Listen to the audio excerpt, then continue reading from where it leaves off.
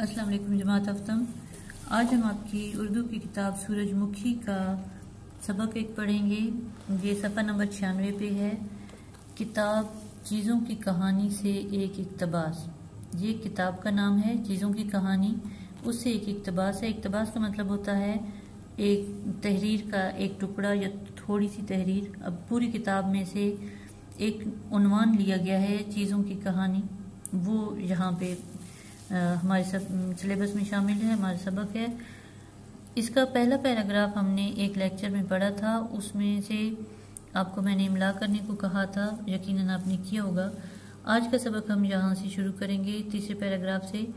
مگر ایک زمانہ ایسا تھا، مگر ایک زمانہ ایسا تھا جب لوگوں کو اس طرح کی بس تھوڑی سی سہولتوں کے ساتھ گزارا کرنا پڑتا تھا، اور اس سے پہلے ایک زمانہ ایسا بھی تھا جب ان میں سے کوئی بھی سہولت موجود نہیں تھی۔ اس وقت ہر آدمی کو سخت گیر فطرت کے خلاف جدوجہد کرنی پڑتی تھی۔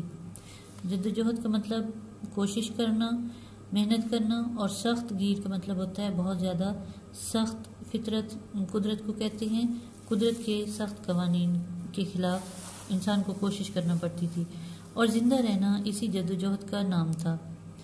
اپنے ذہن کو استعمال کر کے آدمی نے رفتہ رفتہ اپنے روز و شب کو آسان بنا لیا، یعنی آہستہ آہستہ اس نے محنت کر کے اپنے دن رات کو اپنی زندگی کے لیے آسانیاں پیدا کی۔ اس نے موسم کی سختی پر قابو پانے کے لیے طریقے ڈھونڈے، کام آسان بنانے کے لیے اوزار ڈھالے۔ اوزار ہتھیار کو کہتے ہیں، اور ڈھالنا بنانا یعنی اوزار بنائے۔ جوں جوں وقت گزرتا گیا، لوگوں نے زندگی کو سہل اور آسان بنانے کے نت نئے طریقے ڈھونڈ لیے۔ سہل کا مطلب بھی آسان ہوتا ہے، یہ دونوں مترادف لفظ ہیں۔ انہوں نے مٹی سے برتن بنائے جس میں کھانا پکا سکیں اور پکا ہوا کھانا رکھ سکیں، بیٹھنے کے لیے کرسی اور لیٹنے کے لیے پلنگ بنائے، طرح طرح کی میزیں بنائیں، گھروں کی اور سامان کی حفاظت کے لیے تالے بنائے اور تالے کھولنے کے لیے چابیاں، وقت کا دھیان رکھنے کے لیے گھڑی ایجاد کی، اور وقت کے بہتر استعمال کے لیے کاغذ، قلم اور کتاب۔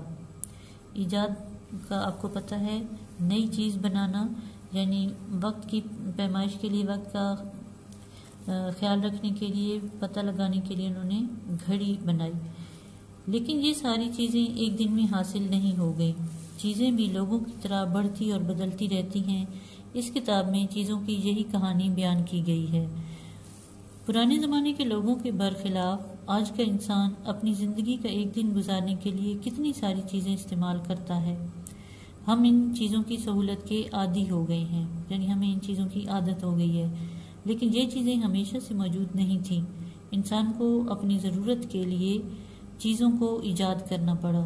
وہ آپ نے سنا ہوا ہے کہ ضرورت ایجاد کی ماں ہے۔ جب کسی نئی چیز کی ضرورت پڑتی ہے تو اس کے لیے، اس کی سہولت کے لیے نئی نئی چیزیں بنائی جاتی ہیں۔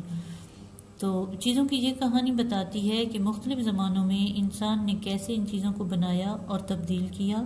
مختلف ملکوں اور مختلف زمانوں سے ہوتی ہوئی چیزیں آخر اس شکل میں کیسے پہنچیں جن سے ہم مانوس ہیں۔ مانوس ہوتا ہے انس ہونا، یعنی محبت ہونا یا اس کا عادی ہونا۔ چیزوں کی کہانی کا یہ بنیادی خیال جرمن نژاد مصنف فرینک جوپو کی ایک کتاب سے ماخوذ ہے۔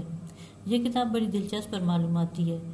جرمن نژاد کا مطلب ہوتا ہے جرمنی کا رہنے والا، مصنف لکھنے والا، اور یہ اس کا نام ہے جو جرمنی کا ایک مصنف ہے فرینک جوپو۔ اس کی ماخوذ کا مطلب ہے اخذ کیا گیا یا لیا گیا۔ فرینک جوپو نے، جو کہ جرمن مصنف ہے، جرمنی کا رہنے والا، اس نے ایک کتاب لکھی تھی جس میں سے یہ اس کا بنیادی خیال لیا گیا ہے، جیسے جس کو ہم مرکزی خیال کہتے ہیں۔ اس کتاب کو اسی کی تحریر سے اخذ کیا گیا ہے۔ یہ کتاب بڑی دلچسپ اور معلوماتی ہے۔ آپ دیکھ سکتے ہیں کہ کچھ الفاظ کے نیچے میں نے خط کشید کیا ہوا ہے، چھوٹی سی لائن لگائی ہوئی ہے۔ ان الفاظ کو آپ نے دیکھنا ہے، سمجھنا ہے، اور ان کی میں نے آپ کو ان کے معنی بھی بتائے ہیں، تو آپ نے ان کی املا لکھنے کی کوشش کرنی ہے، اپنے رف رجسٹر پر لکھنا ہے اور سبق کو سمجھنے کی کوشش کرنی ہے۔ بقیہ سبق ہم آئندہ کے لیکچر میں پڑھیں گے۔ اللہ حافظ۔